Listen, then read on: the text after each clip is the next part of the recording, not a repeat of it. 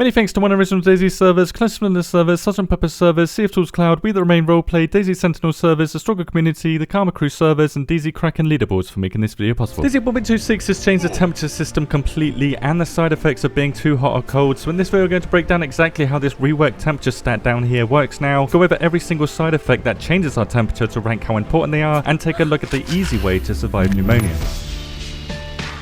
With the initial release of the temperature system a very long time ago, which temperature icon appears down here was always based on the temperature of our characters displayed in Celsius in DayZ. Now the temperature icon we get here is solely based on a mostly hidden stat and has absolutely nothing to do with our temperature or what the thermometer tells us. Instead, this new temperature system uses a hidden stat called heat comfort value, which ranges from plus 100 to minus 100 shown here.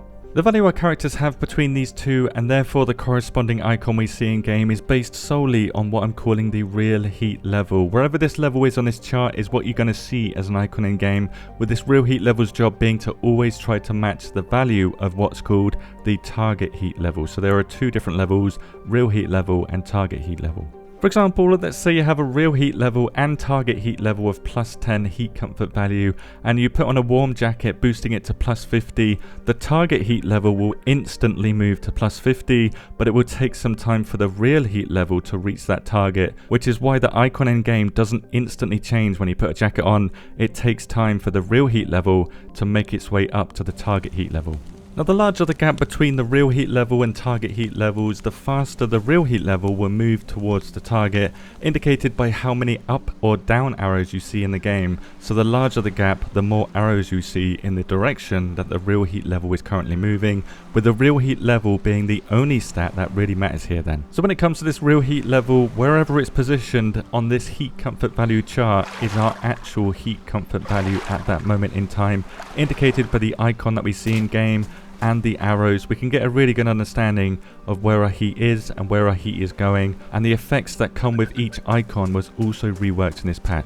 So between plus 15 and minus 15 is white, giving us no negative effects but also no positive effects, but going above this plus 15 to plus 45, this level is yellow, giving us the yellow icon in game, and drains between 0 and 0.4 hydration per second from us, draining more hydration the closer you are to plus 45 heat comfort value. Beyond 45 but lower than 75 is the red temperature icon in game, draining a fixed 0.4 hydration per second, and between these values in health per second too, so this drains your health. Depending on how close you are to plus 75 will drain more health. Going above 75 will give you this flashing red icon, draining 0.4 hydration and a fixed 0.25 health from you per second, so this will kill you guaranteed in 6.5 minutes if it remains flashing red.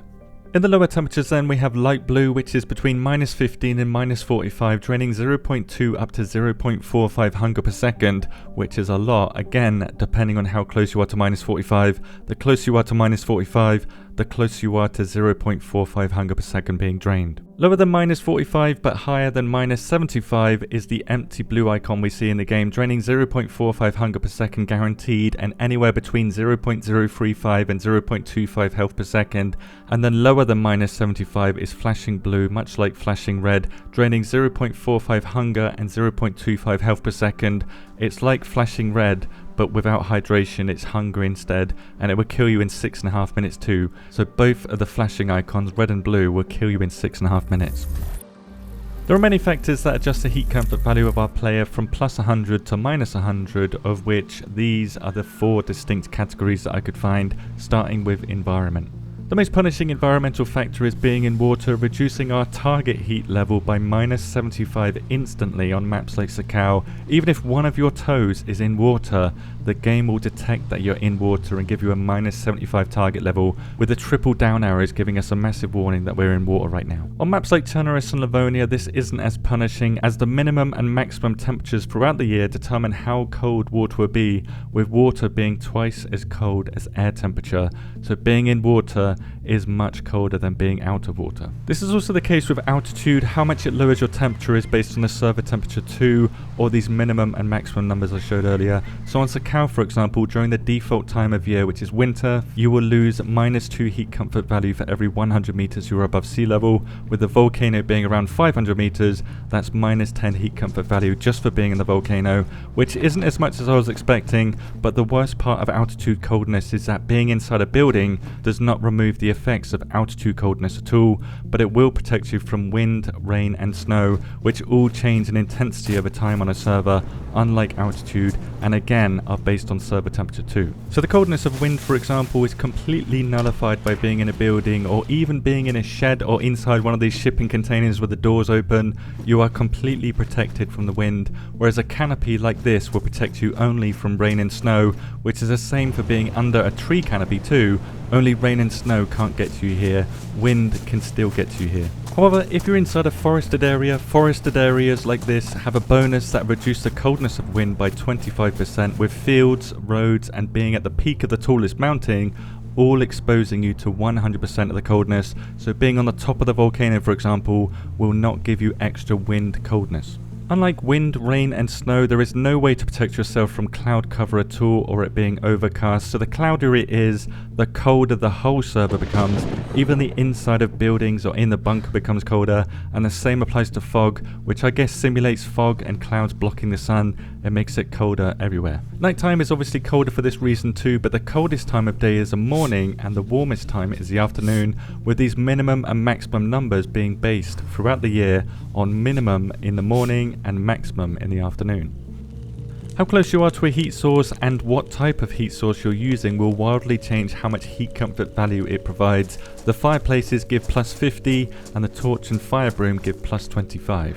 Vehicles are great as a heat source in this patch too, as they've been changed, giving us a +25 heat comfort value bonus just for sitting inside them, even if there's no doors on the vehicle and even if that vehicle is not turned on. If you do turn it on, it will set your real heat level to 0 and it will fix it there, meaning you cannot go lower than 0 while inside a switched on vehicle, so it technically works exactly like the heat buffer stat. Sadly though, vehicles along with the generator and gas stove will no longer give us the heat buffer stat in this patch, but they can help us keep it for longer. If you have at least one plus icon next to your temperature gauge, that means you have the heat buffer stat and your real heat level cannot go lower than 0, but your target heat level can still move freely based on what you're doing or what environment you're in.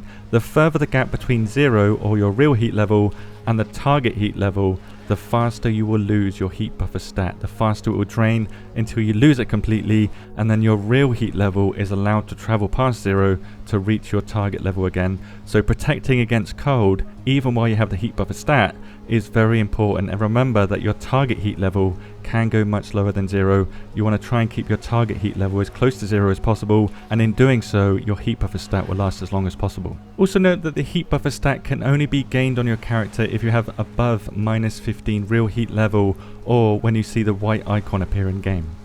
In dire situations, to help you achieve this value, heat packs give us +15 heat comfort value guaranteed, which are stackable by the way, so if you have 4 heat packs in any part of your inventory, not in your hands and not on the floor, you can stack up the benefits of this +15 to give you +60 heat comfort value and achieve heat heaven with just a few heat packs. This stacking effect will also work with hot food and drink. The more you have in your inventory, the hotter you will become. With the higher the quantity of the item that is inside your inventory, the warmer you will become too. So for example, a glass bottle filled with hot water will give you +6 heat comfort value, whereas a cooking pot will give you +12 heat, and a piece of hot meat will give you +4 each too. So you can have 20 pieces of meat and that's going to give you +80 heat comfort value. Unlike the heat pack though, the heat you get from hot food or drink won't last very long, and the same can be said about the new stomach heat buff that was introduced in this patch too, giving us a huge +20 heat comfort value while we are digesting hot food. So if it's warm and you're digesting it, you will get +20 heat comfort value instantly, as long as you're digesting it, which lasts as long as you see the up arrows on your thirst and hunger icons. The third factor, and this one's a really easy category, basically the faster you run, the more heat bonus you get. Standing idle when not moving at all will give you 0 heat bonus, whereas jogging will give you +5 heat comfort value, and sprinting will give you a little bit more at +8 heat comfort value. The fourth and most versatile category is the gear that you wear, but this is so deep now that I'm not even going to touch it in this video. I'm going to wait for the next video. It's a whole 10-minute video just talking about gear and the huge amount of changes that happen there. For now, here are the cold factors in DayZ ordered by how much of an impact they have on our characters. So focusing on the high impact stuff here should be enough to stop you freezing to death, with wind and snow sometimes combining to make you mega cold in a blizzard. So this only happens on Sakau. This is a hidden multiplier that multiplies the coldness of snow and wind together to make you super cold. So basically avoid getting wet and avoid blizzards inside structures. For hot factors, here is a priority list to warm up, with clothing dryness and insulation being the very best, only resorting to fires and torches when you need them, and that's going to depend on how much food you have. Light blue temperature would drain 0.2 hunger from you at a minimum, which is 20 times more than baseline. So you're going to need 20 times more food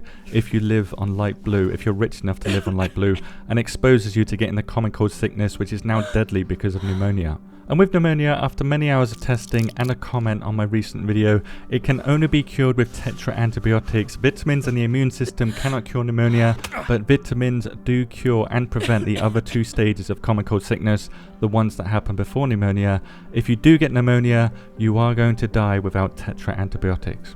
If you want to learn how the immune system works, you can see this tool, or you can understand all 5 stats down here with this tool here, which is updated with the new temperature system. The player stat tool is now up to date. Thank you for waiting. A huge thanks to Biscuits for the monstrous £100 donation recently. That is extremely generous of you. Thank you very much. Thank you very much for watching, and have a good day.